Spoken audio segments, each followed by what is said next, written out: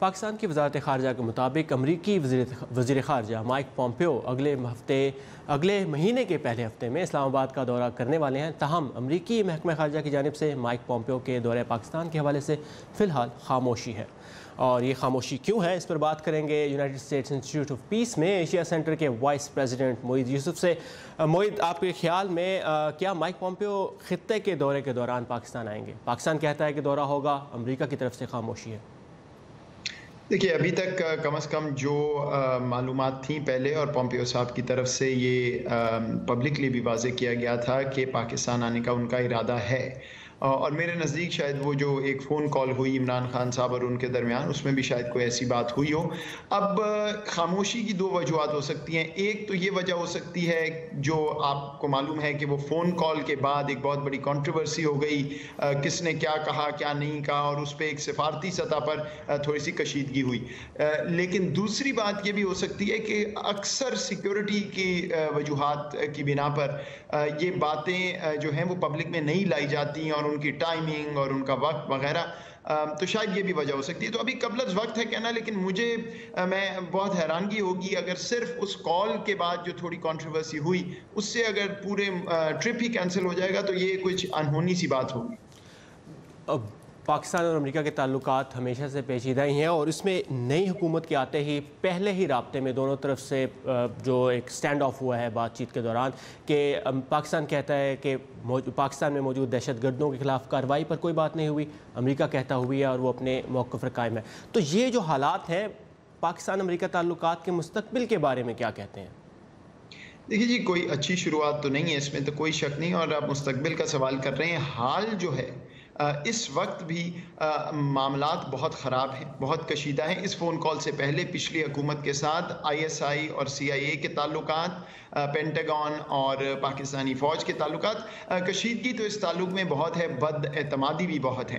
तो अब जब शुरुआत नई हुकूमत की, एक तरफ तो ये था कि पॉम्पियो साहब जा रहे थे पाकिस्तान, एक ये सिग्नल है कि वो नई हुकूमत को इंगेज करना चाह रहे हैं, और बहुत ही खुशाइन बात है मेरे नज़दीक, क्योंकि पाकिस्तान अमेरिका के ताल्लुकात बहरहाल बहुत अहम रहेंगे और उनको रहना भी चाहिए। लेकिन दूसरी तरफ अब ये शुरुआत ही ऐसी हुई है, तो पहले जो कशीदगी है इमरान खान साहब का, आपने देखा कि इलेक्शन के बाद अमेरिकी प्रेस में उनकी बिल्कुल एक कैरेक्टर असैसिनेशन की गई, बहुत ही मनफी किरदार के तौर पर उनको दिखाया गया। तो वो पहले ही मसाइल थे, उसके बाद ये कॉल हो गई, तो ये मेरे नज़दीक तो ताल्लुक़ के लिए कोई अच्छी खबर तो नहीं है।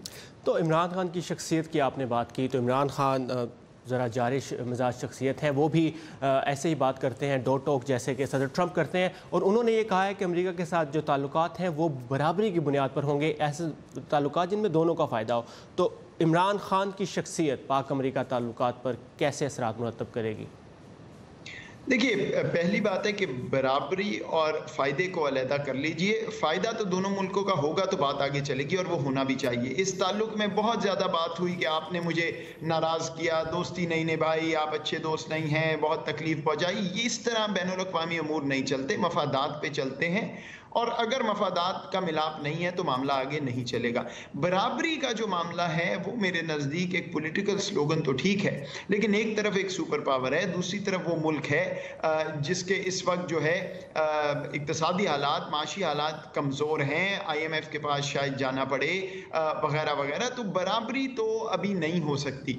जो तब्दीली आएगी वो ये है कि इमरान खान साहब शायद प्रोटोकॉल को फॉलो करेंगे, उस तरह की एक्सेस नहीं मिलेगी अमरीकी हुक्मरानों को, ओहदेदारों को जो पहले मिलती रही, और शायद वो स्टैंड बहुत सी चीज़ों पे ऐसा लेंगे जो अमेरिका में पसंद ना आए अमेरिका की हुकूमत को। तो ये इतना आसान नहीं होगा मामला चलाना, लेकिन मैं ये भी कहूँगा कि आफ्टर ऑल वो प्रैग्मेटिक हैं। हुकूमत जो है उनकी एक सेंटर राइट हुकूमत है, तो पॉपुलिज्म अपनी जगह, लेकिन वो जो तालिबान खान और वो सारी बातें होती हैं वो मेरे नज़दीक ज़्यादती है। ये मामला आगे बढ़ाना ज़रूरी है, दोनों को बहुत सोच समझ के काम करना होगा। लेकिन ये दुरुस्त है कि दोनों तरफ बहुत ही दो टोक बात करने वाले लीडर्स हैं, तो कई दफ़ा इसमें मिसअंडरस्टैंडिंग भी होगी और हमें तैयार रहना चाहिए। इस तरह की मिसअंडरस्टैंडिंग में एक सीनियर रहनुमा जो अमेरिकी कांग्रेस के हैं, जॉन मैकेन, वो बहुत एक ऐसी बात करते हैं जिसमें दोनों मुल्कों को साथ लेकर चलने की कोशिश करते रहे हैं। उनकी कमी कितनी महसूस होगी? नहीं, बिल्कुल मैकेन साहब ने ये कोशिश की है और बारहा कंट्रोवर्सी भी बनी क्योंकि वो एक बैलेंस्ड अप्रोच ले रहे थे, पाकिस्तान के दौरे भी करते रहे। तो बहरहाल एक स्टेट्समैन थे, वो उनकी कमी तो मौजूद होगी, पाकिस्तानी इंटरलॉक्यूटर से भी उनके ताल्लुकात थे, हिंदुस्तान में भी थे, तो ऐसे लोग तो बहुत अहम होते हैं। अब लिंजी ग्रैहम साहब उनके साथ काफ़ी दौरे करते रहे, तो वन होप्स के वो जो लोग हैं जिनके अभी भी ताल्लुकात हैं वो उनको चलाते रहें और एक इंटरलॉक्यूटर का रोल अदा करें।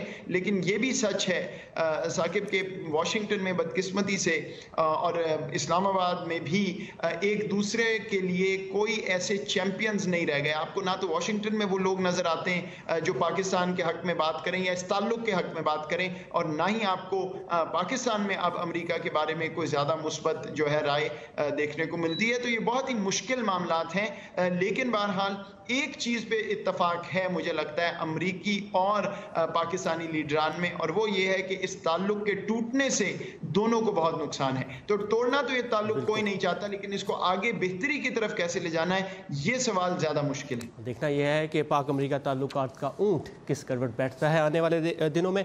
Thank you Mohit for your time and insight. जी बहुत शुक्रिया।